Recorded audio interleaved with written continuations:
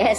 तो मैंने बच्चों अपनी लाइफ में ये देखा है, मेरा अपना एक्सपीरियंस है कि जो अच्छे बच्चे हैं, जो आईक्यू वाइज बहुत शार्प हैं, वो अगर कंसिस्टेंट रहते हैं तो ही अच्छा करते हैं। अगर उन्होंने भी हल्के में ले लिया ना, निकल जाते हैं।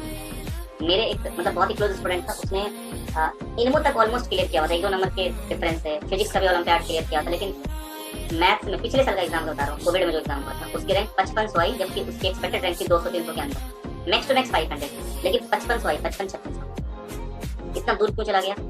क्योंकि वो जो कोविड का टाइम था, उसने गेम खेला, हल्के में लिया, क्लासेस भी नहीं करता था। मेरी जब हम रिव्यू क्लासेस लेते थे, एक्स्ट्रा क्लासेस भी लेते थे, फिर भी नहीं करता। अरे ठीक है सर, एग्जाम आएगा पढ़ लेंगे, लेकिन दिमाग से बहुत शार्प था। सेम बैच में जो बच्चे वीकली टेस्ट में उससे पीछे होते थे, उससे डाउट्स पूछते थे, उन्होंने रैंक लाई 445-46 के आसपास, 500 में, 1000 के अंदर रैंक लाई।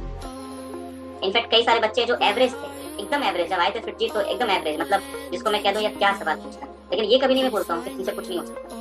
ये देखो नोटिस करोगे, मैं ये नहीं बोलता कभी, ठीक है? मैं ये कमेंट नहीं कर सकता कि तुम लाइफ में क्या करोगे, लेकिन अभी तुम्हारा सवाल बहुत फालतू था, तुमसे ये एक्सपेक्ट नहीं करूंगा अगर तुम ये करना चाहते हो। लेकिन ऐसे कई बच्चे हैं जो बहुत एवरेज थे इनिशियली, बट उन्होंने 6-8 महीने में अपने आप को ऐसा कन्वर्ट किया कि मतलब कोई पहचान नहीं सकता, कोई टीचर भी पहचान नहीं सकता कि इतना उम्मीद तो नहीं की जितना तुमने कर दिया। तो हार्ड वर्क एंड कंसिस्टेंट हो गए, कुछ भी कर सकते हो, किसी को भी उखाड़ सकते हो, मतलब उसकी रैंक से हटा सकते हो, अपनी रैंक वहां ला सकते हो।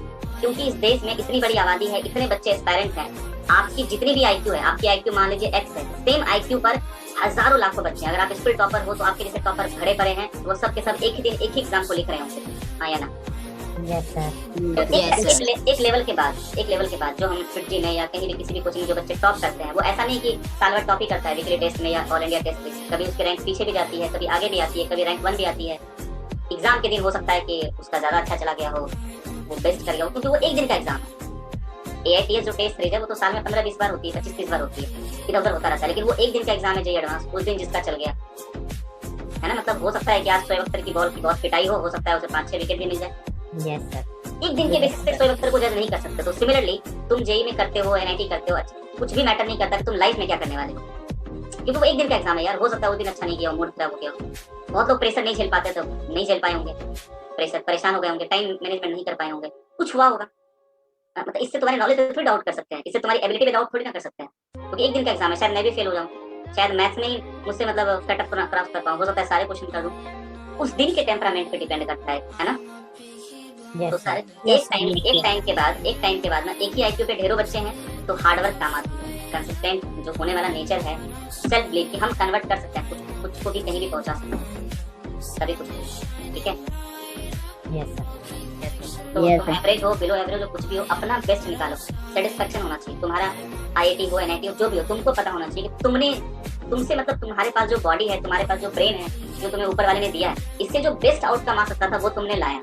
That's it, okay? एंड उससे ज्यादा सेटिस्फेक्शन जीवन में कुछ नहीं, कि तुम जो कर सकते थे वो तुमने कर लिया, तुमने अपने आप को मतलब यूज किया एक्चुअली में उस पर्टिकुलर रैंक को ग्रैब करने के लिए, उस पर्टिकुलर कॉलेज में, उस पर्टिकुलर सब्जेक्ट मतलब बैच को स्टडी करने के लिए। Alright? Yes sir. Yes sir. Yes sir. तो बहुत कुछ है मोटिवेशन के लिए। एक बच्ची थी जिसकी IIT NIT कुछ नहीं हुई थी, उसने सिंपल CBSE बोर्ड से स्कूलिंग में टॉप करी होगी और एवरेज स्टूडेंट रही होगी।